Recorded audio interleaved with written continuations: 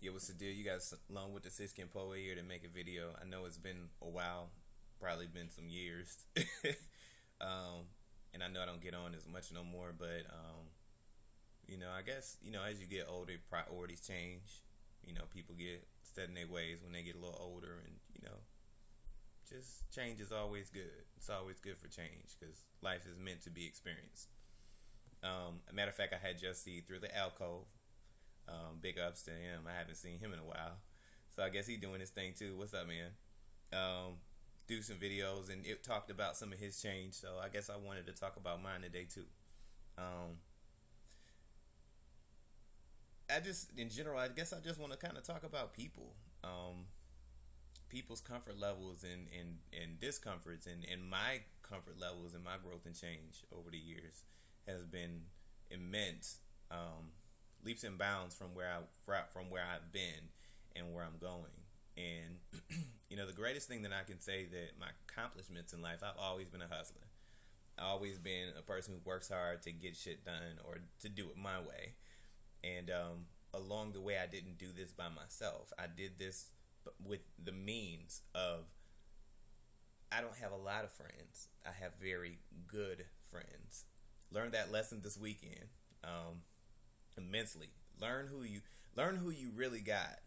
Learn who you really got and stick to the people who you got. It's okay to, gain friendships and associations, but I think in the most part people are reaching out. They're reaching out, they're wanting something.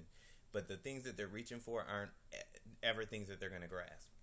I think, we're all reaching out for something that is missing through social media and all these new channelings of networking.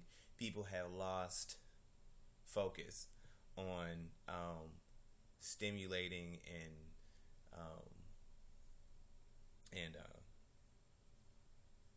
just developing good solid associations with people. And I can tell those differences. I'm one of those people that I can instantaneously tell whether I would like a person or not without the person really having to say anything to me. And 100% of the time I'm right about it. I don't always listen to myself, which I should. But that's part of the growth process. That's what allows you to know, okay, am I still on track? Which I've seemed to have always been. But the good thing is that one thing that one of my friends, shout out to MYK, has taught me is to live in the moment. No matter how fearful we get in life about things, it's always important to embrace you and your goals and what you're trying to accomplish.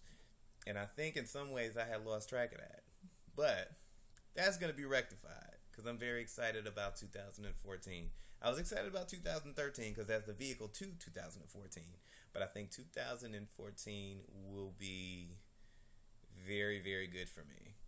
I just have a feeling because the things that I've learned and the place that I'm going, it's the same it's the same travel path, but it's just a little different. It's a little different the way that I'm getting there. And I think what got me thinking more or less about what I want to do in my life is by looking at other people's lives. Looking at other people's lives that do I want to be there. Shout out to Walter. Got to give a lot of love out to Walter because I know Walter does some posts that not a lot of people like. But I got a lot of respect for Walter because he's just a very straight up individual. Say what you feel, and if a person, it depends on how a person is hated. If a person is hated because he goes against the status quo of what everybody thinks, it depends. Let's analyze. Let's really look at it and see why people are opposing it. Is this something that people don't want to look at or people don't want to face? It really all depends. And ultimately, a lot of people, I learned in the last 3 years, a lot of people, and it used to make me very angry, and then it just got to the point where, you know what, it's just still kind of eats away at me. Now it's like, you know what, if you have a problem with somebody that doesn't care that you exist, then it speaks for itself. It's what I've noticed is I hear that in Atlanta. I hear that in Atlanta of, everybody think there's this level of people that are so pretentious and so into themselves. But the thing that I notice about Atlanta or any other major city is that everybody acts the same. Not everybody in the sense of every single person, but the majority of the groups of people act the same. And there's no distinguishing in between those groups. So the thing that I have an issue with is like, okay, so that means when you have the things that are right, the things that are right. Things that people do that are maybe good or purposeful or meaningful are good.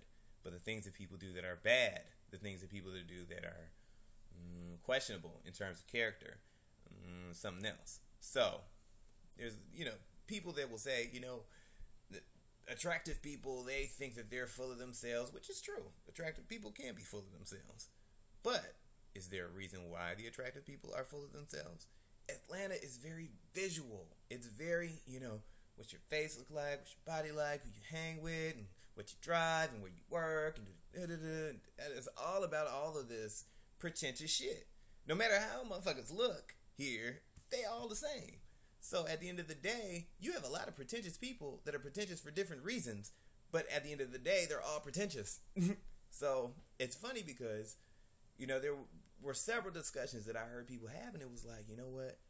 There's the attractive people in Atlanta, they're pretentious. But in the same breath, this individual and multiple other individuals will demean attractive people by making comment about them or talking about how they look and how they want to sexually fantasize about a person. So all of this, but so you don't like the fact that attractive people single themselves out and try to distinguish themselves from you, but you're the person that puts them in the same category. So at the end of the day, I'm like, you're perpetuating this same behavior that you so hate against, which doesn't make any sense to me. So I just kind of look at it and just try to understand like the cycles, and again, this goes back to my original focus of even doing this. Was just like realizing who you are and what your goals are, and the kind of people that will help you visualize your goals and where you want to be and what you want to do in life. That is very, very important. How we stimulate ourselves in our environment will allow us to either learn and further grow and move towards our goals, or push us away from it by having us run in circles. And I think that was the main focus of doing this is I've got several people in my life that are doing different things, and they just need that push of don't be afraid of this life. Don't be afraid to experience life. Don't be afraid to do something out of the norm. Don't be afraid of doing things because the masses don't like what you're doing. Do it because it's what your heart is telling you to do. And that's real talk. So that's what I think what I'm really, really moving towards in 2013, 14, and 15. We're going to go 2 years into the future, because not only do I want to get to that point, but I want to get comfortable in that point. So not only do I look at the next year, but I look at the year after that to make sure that I'm on track. But this has been Lone with Sick and Poet, 2 fingers, and I'm out. Peace.